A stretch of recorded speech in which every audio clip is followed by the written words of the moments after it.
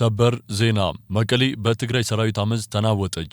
ሰላም እንደምንውላችሁ አዲስ ፎከስ ቤተሰቦች የዛሬው መረጃ ይዤላችሁ ቀርብ ያለው። ለቻናላችን አዲስ ሆናችሁ ላይክ፣ ሼር እና ሰብስክራይብ በማድረግ አብራችሁን ቆዩ። የህወሓት ከፍተኛ የፖለቲካና ወታደራዊ አመራሮች ሌሊቱን ባልታወቀ ግለሰብ ቤት የክልል የሰላምና ጸጥታ ኃላፊ ፍስሐ በየነ ቤት እንደሚሆን ይገመታል ባደረጉት አስቸኳይ ስብሰባ በትናንቱ የመቀሌና በቅዳሜው የአዲ ጉደም ተቃውሞን ያስተባበሩ ያሏቸውን ከ100 በላይ ታጣቂዎችና አመራሮች እንዲታሰሩ ትዕዛዝ ተላልፈዋል። የታጣቂ ቡድኑ አመራሮችና አባላት እንዲታሰሩ አስቸኳይ መመሪያ ማስተላለፋቸውም ታውቋል። አመራሮቹ በተለይ ከአርሚ 22 እና ከአርሚ 44 በድምሩ ከ100 በላይ የሚሆኑ በጉዳዩ እጃቸው አለባቸው ያሏቸው የታጣቂ አመራሮችና አባላት በአስቸኳይ በቁጥጥር ስር እንዲውሉ ትዕዛዝ ያስተላለፉ ቢሆንም አፈጻጸሙን በተመለከተ ተጨማሪ ተቃውሞ እንዳይፈጥር በሚል ከፍተኛ ስጋት እንዳደረባቸውም ታውቋል። በቁጥጥር ስር እንዲውሉ ስም ዝርዝራቸው ከተያዘ አካላት መካከል በሁለቱ አርሚዎች ውስጥ ተቃውሞን አነሳስተዋል በሚል የተጠረጠሩ የኮርና የክንፈ ጦር አመራሮች ጭምር እንደሚገኙበት ከታማኝ ምንጮች አረጋግጠናል። ቢቢሲ ስለ ጉዳዩ እንደዘገበው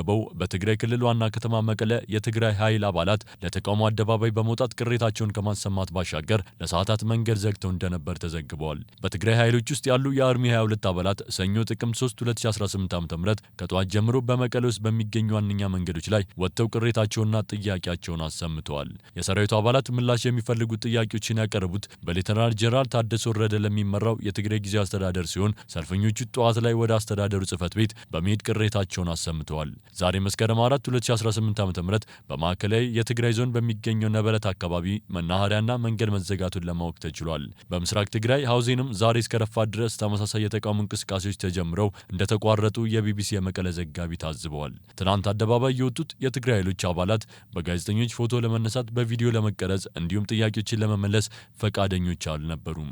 አርሚ 22 የተባለው የትግራይ ኃይሎች ክፍል ካምፓቸው ከሚገኝበት አካባቢ ተነስተው ባለፉበት መንገድ ላይ ጎዳናዎች ተዘግተው ስለነበረ የተሽከርካሪዎች እንቅስቃሴ ተስተጓጉሎ እንደዋለ ነዋሪዎች ተናግረዋል። በከተማው የሚገኙ መንገዶችን ሰልፈኞቹ በመዝጋታቸው እንቅስቃሴዎች ተገድበው እንደዋሉ የቢቢሲ የመቀለ ዘጋቢም ታዝበዋል።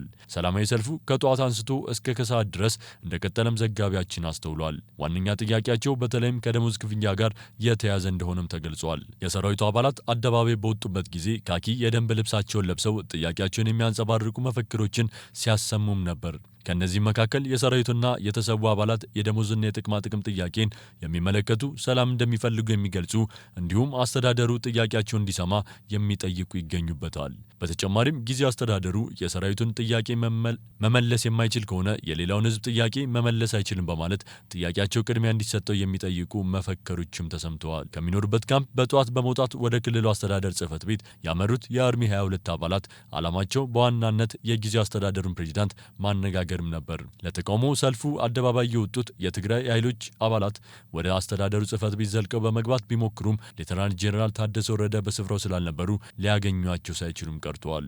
እስከ እኩለ ቀን ድረስ በመቀለ ማዕከላዊ ክፍል ውስጥ የቆዩት ሰልፈኞቹ ከሰዓት በኋላ ላይ ወደ አሉላ አባ ነጋ አውሮፕላን ማረፊያ የሚወስደውን መንገድ ዘግተው ለሰዓታት ቆይተዋል። በዚህም ምክንያት ቢያንስ አንድ በረራ መስተጓጎልን አንድ የአየር ማረፊያው ሰራተኛ ተናግረዋል። አዲ ሀውሲ፣ ሳባካሪና ዲያስፖራ በሚባሉ አካባቢዎች መንገዶች መዘጋታቸው እንቅስቃሴ ማስተጓጎሉን ዘጋቢያችን ታዝበዋል። ወደ አውሮፕላን ማረፊያ የሚወስደው እንዲሁም ከባድ የጭነት መኪና የሚተላለፍበት መንገድ በሰልፉ ምክንያት መዘጋቱም ጫና ማሳደሩን ተመልክቷል። ከሰዓት ከ11 ሰዓት በኋላ ለተቃውሞ ሰልፍ አደባባይ የወጡት የአርሚ 22 አባላት ተወካዮች የትግራይ ጊዜያዊ አስተዳደር ፕሬዝዳንት ሌተናል ጄኔራል ታደሰ ወረደን ጨምሮ ሌሎች የክልሉ ከፍተኛ ኃላፊዎች በተገኙበት ውይይት ማድረጋቸው ተገልጿል። በውይይቱ ላይ ከክልሉ ባለስልጣናትና ከሰራዊት አባላት ተወካዮች ውጪ ማንም አልታደመም። የትግራይ ኃይሎች ጥያቄያቸውን ካቀረቡ በኋላ ጥያቄዎቹ ደረጃ በደረጃ ታይተው ምላሽ ያገኛሉ የሚል መልስ እንደተሰጣቸውም ለማወቅ ተችሏል።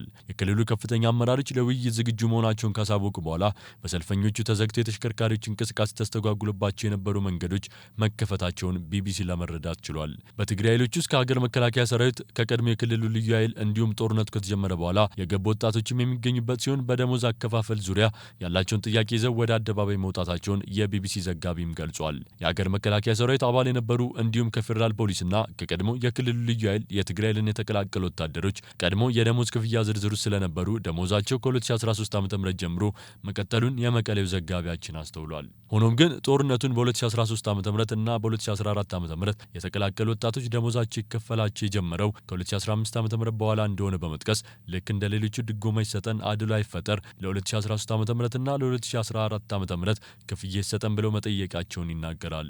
ሰልፈኞቹ ከደሞዝ ጥያቄ በተጨማሪ ቤት መስሪያ መሬት እንዲሰጣቸውም ጠይቀዋል። በቅርቡ በጦርነቱ ለተጎዱ ሰዎች ቤተሰቦች ቤት መስሪያ መሬት መስጠትም ተጀምሯል። በቀጣይ በጦርነቱ የአካል ጉዳት ለደረሰባቸው ሰዎችም ቦታ እንደሚሰጥም ተገልጿል። ትናንት የክልሉ ባለስልጣናት ከሰራዊቱ አባላት ጋር ከተወያዩ በኋላ የመሬት ጥያቄን በተመለከተ በጊዜያዊ አስተዳደር ስር ያለ ካቢኔ ጉዳዩን አጥንቶ ውሳኔ እንደሚሰጥ ተገልጿል። ለ2 ዓመታት የተካሄደው ደም አፋሳሽ ጦርነት ተከትሎ በተደረሰው የፕሪቶሪያ ስምምነት በትግራይ ክልል ውስጥ ጦርነት የቆመ ቢሆንም በፌዴራል መንግስቱ በጊዜያዊ አስተዳደሩ እንዲሁም በህወሓት መካከል በዘለቀው አለመግባባት ክልሉ አሁንም ድረስ በፖለቲካዊ ቀውስ ውስጥ ይገኛል። በፕሪቶሪያ ስምምነት መሰረት ትጥቅ ፈተው በመሰናበት ወደ ሰላማዊ ህይወት ይመለሳሉ የተባሉት የትግራይ ኃይል አባላት አሁንም ድረስ በካምፖች ውስጥ የሚገኙ ሲሆን በተለያዩ ጊዜያት ጥያቄዎችን ሲያነሱም ቆይተዋል።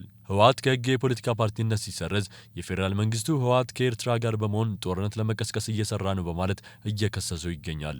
ህወሓትና የኤርትራ መንግስት የቀረበባቸውን ክስ ቢያስተባብሉም ይህ ሁኔታ ዳግም በትግራይ ውስጥ ጦርነት ሊቀሰቀስ ይችላል የሚል ስጋት ፈጥሯል።